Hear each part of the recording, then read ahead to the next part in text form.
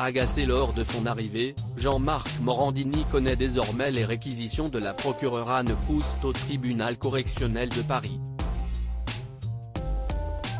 Celui qui clame être victime d'une cabale journalistique, est accusé notamment d'harcèlement sexuel par un jeune comédien et de travail dissimulé. 6 mois de prison avec sursis ont été requis mercredi 14 juin 2023 à l'encontre de l'animateur de télévision Jean-Marc Morandini, jugé devant le tribunal judiciaire de Paris pour harcèlement sexuel et travail dissimulé à l'occasion du tournage d'une web-série qu'il produisait. Le tribunal rendra sa décision le 29 août. La procureure Anne Proust a demandé en outre l'indemnisation de Gabriel P. Le seul des 5 plaignants pour lequel le chef de harcèlement sexuel a été retenu contre le prévenu, le remboursement des sommes dues au trésor public, une obligation de soins et une amende de 10 000 €. À l'encontre de la société Ne zappez pas.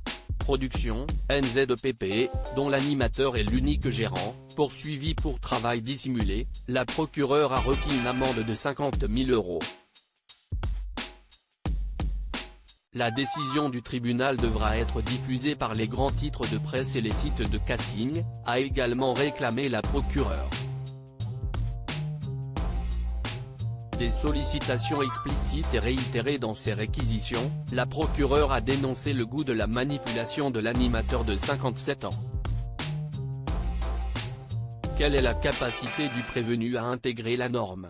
A-t-elle demandé en soulignant la personnalité narcissique et rigide de Jean-Marc Morandini, qui rend difficile une remise en question de lui-même. Assis près de ses avocates, l'animateur regardait le plus souvent le sol durant les réquisitions.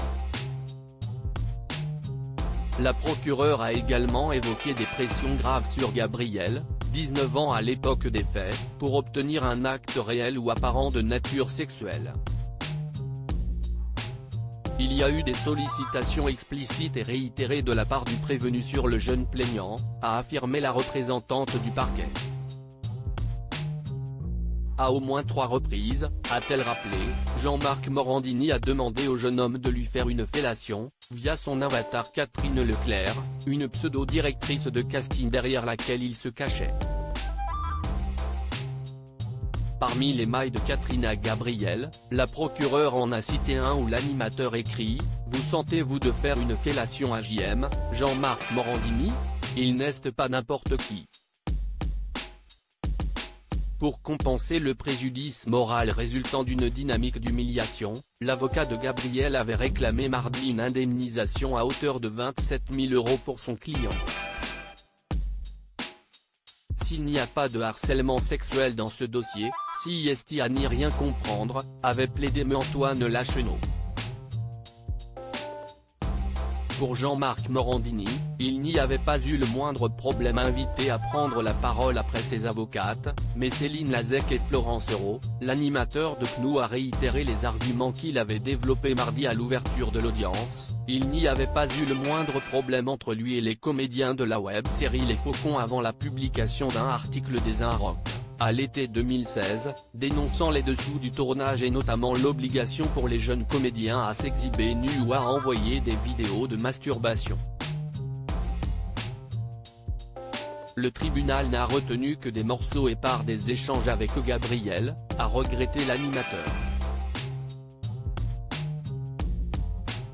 Nous avons eu beaucoup d'échanges et ils étaient constructifs, a-t-il soutenu sans jamais s'excuser.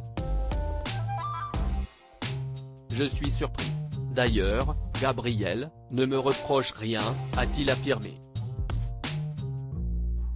Mardi, à l'ouverture du procès, le jeune plaignant avait affirmé qu'il se sentait sous l'emprise psychologique de l'animateur.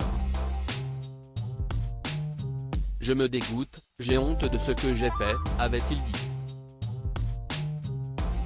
En décembre dernier, l'animateur avait été condamné à une peine d'1 an de prison avec sursis assorti d'une obligation de soins de 2 ans et son inscription au fichier des auteurs d'infractions sexuelles ou violentes, FIGE, pour des faits de corruption de mineurs commis sur 3 adolescents entre 2009 et 2016, lors d'échanges électroniques à caractère sexuel et d'un casting à son domicile.